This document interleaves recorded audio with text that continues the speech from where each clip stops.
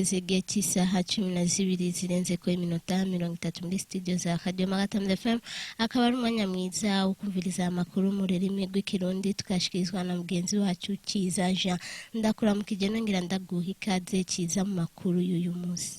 Ndakora mu kije hawa ndabara mu kijana mu nshuti bakunze bisameze Magatam FM nonganda baha ikaze mu makuru yo kuwa 28 ruhuhuma 2020 nayo akabagizwe n'ingingo nkuru zikurikira.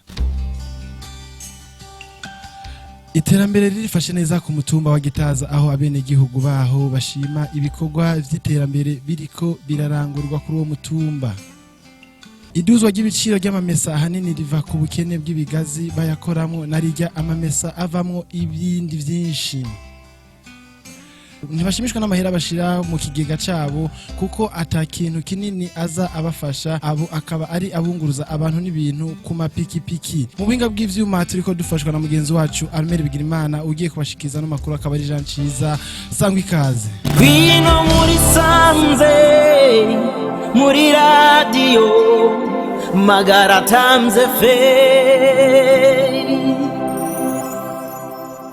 Ndasubiye kubaramutsa. Iterambere ririfashe neza ku mutumba wa GITAZA aho abenegihugu baho bashima ibikogwa vy'iterambere bikoregwa kuri uwo mutumba. Celestin ndiho kubgayo umukuru w'umutumba wa GITAZA aravuga ko amashure ahari akwiye ndetse n'isoko ya kijambere ikoregwamwo vyinshi vyatumye bibafunyiriza urugendo. Tumutega amatwi akaba yavugiye kuri mikoro mugenzi wacu Richard Ndayizigiye. Iterambere ryo mu GITAZA gifashe neza cyane aha mubona turi hagufi ni hagufi y'ibiro by'umutumba wa GITAZA urabona ko hari hoteli ubwa mbere y'akarorero. Ico ni kintu ca mbere mubona neza yuko kiranga iterambere ryo ku mutumba wa GITAZA gifashe neza cyane ugiye kuraba ico ca mbere. Ico ubugira kabiri kindi twokwereka urabona ko dufite isoko ya kijambere yubatse hajye soko ya kijambere irimwo ibintu byandikiro kuvuga ico bita secretariat publique no kuvuga kera twabura twandikira ibintu bijanye n'ibyo twandika tumurinze ku birongiki Bujumbura ari bibazo bikogwa ari ibintu bikenewe byose ariko ubuye biri ngaho muri iryo soko. No kuvuga ko kandi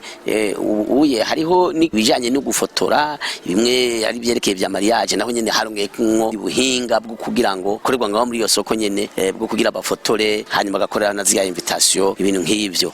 Ibyerekeye by'amashuri byo njye nawe uretse n'iyi hoteli n'izo nzigenzi urabona hajya haruguru hari iyi nzu sare hayiriko amabotike inyuma ngaho hariho lycée. No kuvuga amashuri ari ngaha ku mutumba wa GITAZA arenga ko hariho lycée GITAZA ya mbere GITAZA ya kabiri primaire. No kuvuga n'ikigwatu citegerezo urabona neza yuko hari kiri kugira ihinduka. Iduzwa ry'ibiciro ry'Amamesa ahanini riva ku bukene bw'ibigazi bayakoramwo narirya Amamesa avamwo ibindi vyinshi. Njanwa n'Imana François agura imise aratwiganira ivyo ayikuramwo mu gihe ayironse agira ko asaba leta ko yoshira amashira hamwe kugira ngo abenegihugu bashobore kwiteza imbere. Tumutege yompi akaba yavugiye kuri mikoro mugenzi wacu Felicien Bigirimana. Nkora akazi kajanye no kugura imise ngaha mu Minago mu Kibotsi badufise umunzane ngaha abenegihugu nibo bayivana mu misozi ruguru bakayizana bayimanukanye tukayibagurira tukayanikira tuyanikiye yumye turayisekura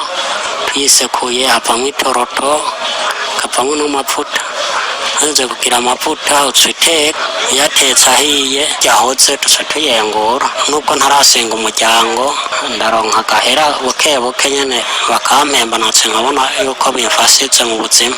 Imisi irakunda gukena ikenye amavuta acaduka aduze nk'umbrutano ntiwari kigenda neza nkuko bisanzwe. Leta nuko yosenga nk'amashyirahamwe yo gufasha abantu kugira ngo ubuzi buboneke mu bantu babone kwiteza imbere. Ntibashimishwa n'amahera bashira mu kigega cabo kuko atakintu kinini aza abafasha abo akaba ari abunguruza abantu n'ibintu ku mapikipiki. Ndi mu bandi Jean Claude akaba ashima uko akora ako kazi kiwe agasaba gutunganirizwa muri ako kazi kugira ngo ashobore kwiteza imbere. Tumutege yompi akaba yavugiye kuri mikoro mugenzi wacu Jeremy Ndayikeza akaba asanzwe bimenyereza kuri Radio Magatam FM. Kugira ngo umwaka umuntu amahera yose yababiruha bigoye nico gituma ari giucisha mukahura umwe araguva ati nshikana agenda kwa 5 undi ati nshikana agenda kwa 5 umwe yatesha kumabo twabo babiri nizo nkwa duhura nazo kututunganiriza hanyuma igaceka tugakora akazi nkuko bisanzwe inyungu turonka nuko tubeshezeho imiryango ugahora turavuza abana bacu abadamu bacu turabavuza nako twaronka na rasiyo tukiyambika nizo nyungu zacu zihari mu buzima bwa misi yose kungunganya imigambi akagera uturi tuntu wagira nti akakora nk'akashira hariya kubera uno munsi turakwiye kurakora hirya yezu ugahurugeza ikibazo yata ahantu wagize wadepoze uduhura kigora kugira wipfutse ikigega tugifisa ntigisemeye kuko ni sawa mutaba hari nk'udura dukeye ntazo twofasha nk'umuntu kandi kese urabavuga ati niko kugira ko umunsi mukuru yageze umunsi mukuru w'umwaka umva yuko ntawo twizera hanini ariko umuntu yokwizera two yirondereye ku isaha 12:36 ahantu hamagutwa bateguriye arangiriye ariko kuba dufatiye hagati reka tubibutse ingingo nkuru zari ziyagize. Iterambere ririfashe neza ku mutumba wa GITAZA aho abenegihugu baho bashima ibikogwa vy'iterambere biriko birangurirwa kuri uwo mutumba. Iduzwa ry'ibiciro ry'Amamesa ahanini riva ku bukene bwibigazi bayakoramwo narirya Amamesa avamwo ibindi vyinshi.